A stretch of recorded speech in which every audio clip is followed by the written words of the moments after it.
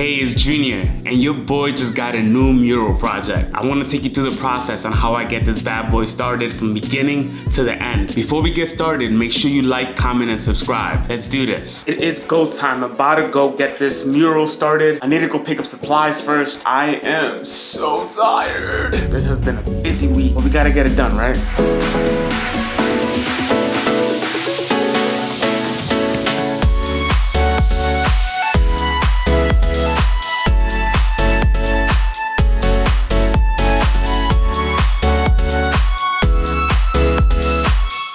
Just arrived, and this is where I'm going to be situated for the next couple of days. Right in here. Let's go check it out. What's really cool about this space is that this is actually a side of a gym where they do like CrossFit training and stuff. And my massage therapist has a room in here which she uses to work on her clients. Okay, so let's get started.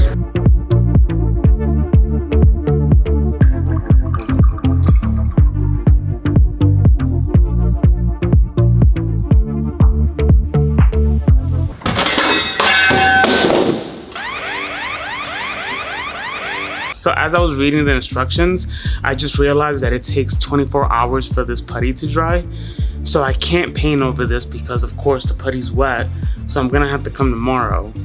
And it sucks because I wanted to get this done today, but damn, you gotta think through these things. That's the thing. When you do a mural project, think through every single detail because you just never know what's gonna come up. And make sure you know the things that you're using to apply whatever it is that you're doing on your mural, because if you don't know the instructions, you may have to wait an hour or 2 or 24 hours. So, sucks, whatever. But we'll be back tomorrow. Okay, so here we go. Back for day 2. Got everything I need. I brought back a couple supplies that I missed yesterday, like paintbrushes. Who misses paintbrushes when they paint a mural? I also brought lights because some of the footage, as I saw yesterday, was a little dark for me. So, lights, camera, action. All right, so first and foremost, we're gonna sand the patches that I patched up the wall with, so we can have a smooth surface once we paint. It looks like these are all dried up and it looks good. They're not perfect, but shoot, it's better than nothing. Okay, all of these look all good. All of these look good. I think we're ready to paint.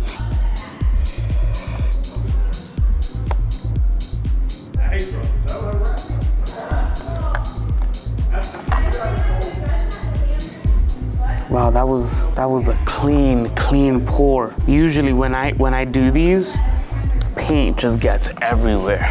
I mean everywhere. But that was a clean one. I'm happy I caught that on camera. So I just got this crazy revelation. This is one of my worst parts about painting a mural, is having to paint the background of the wall, just because it's just so much work. I mean, the mural in itself is a lot of work, but I can work around the tedious details because that's my design.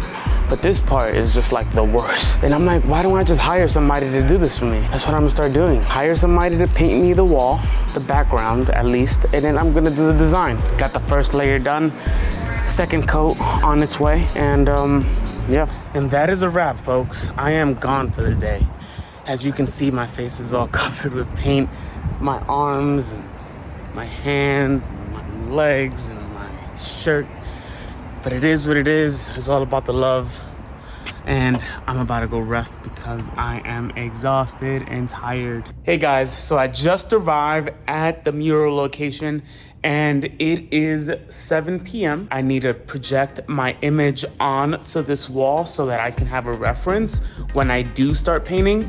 So it is nighttime, as you can see by the window, and I am gonna just start setting up and putting my design on this wall.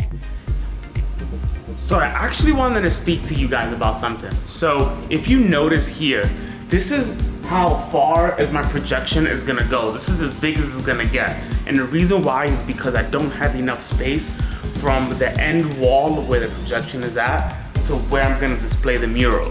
So what's gonna happen is I'm gonna have to break the mural into different sections. So I'm gonna have to do one section at a time of the design and then move accordingly to that. And it's a little more complicated than just having your full art projection onto the wall, because then you can just trace just seamlessly. But with this one, you're gonna have to work around it and try to space your design in order to get it right. Some people like using the doodle grid. I've never used the doodle grid before, but I will use it at some point in my life, I promise you, maybe in one of my next videos. But with this one, I want to use the projection. It's a lot cleaner, a lot faster for me, and it's the one thing that I know. We are officially done with our design onto the wall. All I have to do is come back tomorrow and start painting. I think this is gonna be a 2 to 3 day process. I have no idea. I'm really not sure, but from the looks of it, it looks like I can get it done in 2 days. But I'm always so hopeful when it comes to murals, and I'm always just like, I kill myself with my expectations. But we're all done. I am gonna wrap it up for today and come back tomorrow and start painting. See you tomorrow. What's up, friends? It is day 4 and I am back at it early this morning to get this painting started. I have a lot of work to do, so I'm not gonna speak much. I'm just gonna get to work, because why not?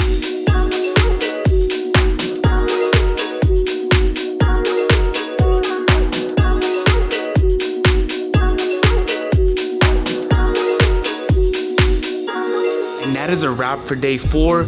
As you can see, a little snippet of it behind me.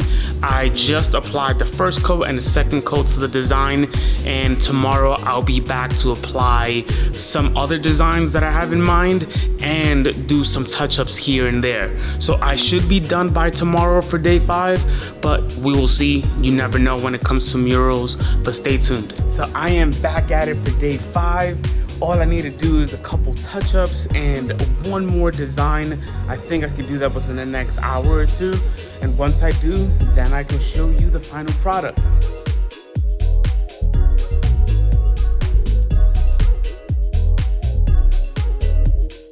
And that's a wrap. Thank you so much for watching. I really appreciate your support. That was a really cool experience working with a business owner to make her space a little more lively. And like I said, make sure you comment, like, and subscribe, and stay tuned for more of my process videos.